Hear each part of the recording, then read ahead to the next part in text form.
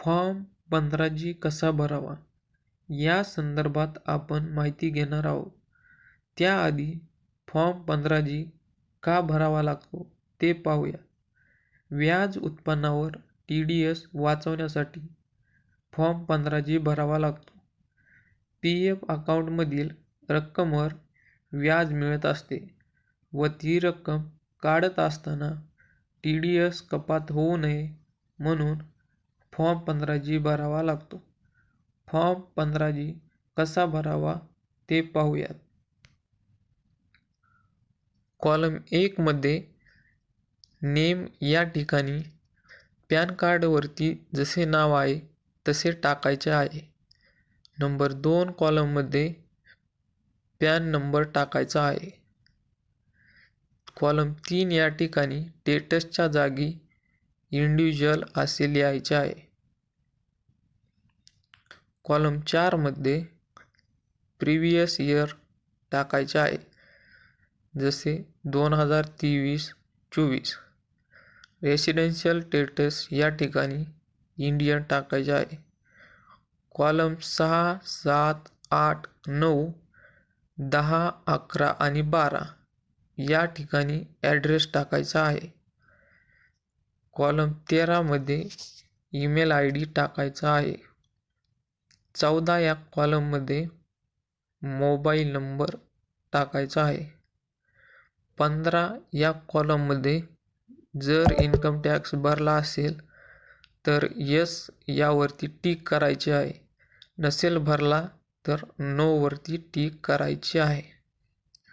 Column 16 मध्ये estimate income या ठिकाणी PF अकाउंटमधील टोटल अमाउंट टाकायची आहे. 17 मध्ये एस्टिमेट टोटल इन्कम या ठिकाणी प्रिव्हियस इयर या ठिकाणी पाठीमागील वर्षाचे उत्पन्न आणि कॉलम 16 मधील अमाउंट ॲड करून टाकायचे आहे. कॉलम 18 मध्ये याआधी कोठे फॉर्म 15G भरला आहे का ते टाकायचे आहे.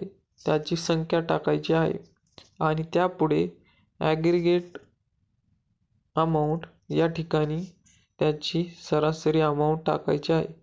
कॉलम 19 मध्ये डिटेल्स ऑफ इन्कम यामध्ये आयडेंटिफिकेशन नंबर या ठिकाणी UAN नंबर टाकायचा आहे.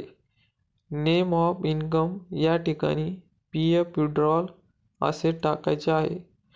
सेक्शन अंडर यामध्ये 192A टाकायचे आहे आणि अमाउंट ऑफ इन्कम या ठिकाणी कॉलम 16 मधील अमाउंट टाकायची आहे.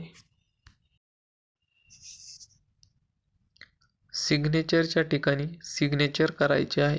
IOUच्या ठिकाणी नाव टाकायचे आहे. इयर्स एंडिंग ऑफच्या ठिकाणी 31 मार्चला संपते, त्यामुळे 31 मार्च 2024 टाकला आहे. असेसमेंट इयर या ठिकाणी त्यापुढील वर्ष टाकायचे आहे, जसे की 2024-25. तसेच खाली सेम टाकायचे आहे. प्लेस या ठिकाणी ठिकाण टाकायचे आहे. सिग्नेचरच्या ठिकाणी सिग्नेचर करायचे आहे. डेट या ठिकाणी ज्या दिवशी फॉर्म सबमिट करायचा आहे त्या दिवशीची तारीख टाकायची आहे. पार्ट सेकंडमध्ये काहीही भरायचे नाही, तो रिकामा सोडायचा आहे. अशा प्रकारे आपण फॉर्म 15G भरू शकता.